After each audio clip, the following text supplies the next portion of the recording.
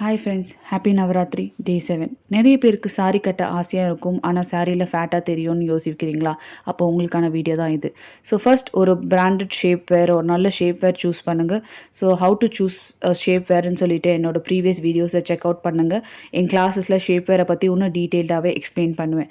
So coming on, கொஞ்சம் ஃபேட்டாக இருக்கவங்க எப்போவுமே போட் நெக்கு ப்ரிஃபர் பண்ணாதீங்க. பிகாஸ் போட் நெக் உங்கள் அப்பர் பாடி பார்ட்டை இன்னும் வைடராக ஷோ பண்ணும். So always prefer V neck or low neck இருக்க ப்ளவுஸ் டிசைன்ஸாக சூஸ் பண்ணுங்கள்.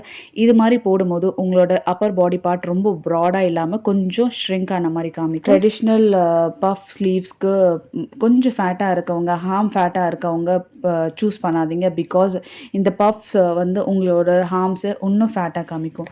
இன்ஸ்ட் ஆஃப் தட் உங்களுக்கு ஆசைக்காக இது மாதிரி ஃப்ளாட் பஃப்ஸ் ஆர் கொஞ்சம் ஃப்ளீட்ஸ் வச்ச பஃப் சூஸ் பண்ணிக்கோங்க. ஸோ இது வந்து ரொம்ப டிஃப்ரென்ஸ் மேக் பண்ணாது. அண்ட் ஹார்ம் ஃபேட் இருக்கவங்க எப்போவுமே ஷார்ட் ஸ்லீவ்ஸ் ப்ரிஃபர் பண்ணாதீங்க. பிகாஸ் உங்களோட ஆப்போசிட்டில் வரவங்க உங்களோட ப்ளவுஸோட கார்னர்ஸில் தான் எப்போவுமே அவங்களோட ஃபோக்கஸ் இருக்கும். ஸோ நீங்கள் ஷார்ட் ஸ்லீவ்ஸ் போடும்போது அவங்களோட ஃபோக்கஸ் வந்து உங்களோட ஆர்மில் தான் இருக்கும். ஸோ உங்கள் ஆர்ம் வந்து பெருசாக தெரியும். So always prefer a long sleeves. So long sleeves கட்டும் போது உங்களோட ஆர்ம் ஃபேட் வந்து ரொம்ப பெருசாக தெரியாது. ஸோ இன் தட் கேஸ் உங்கள் ப்ளவுஸ் டிசைனும் ரொம்ப டீசென்ட் அண்ட் அழகாக இருக்கும். So to know more, follow my page and do join my class.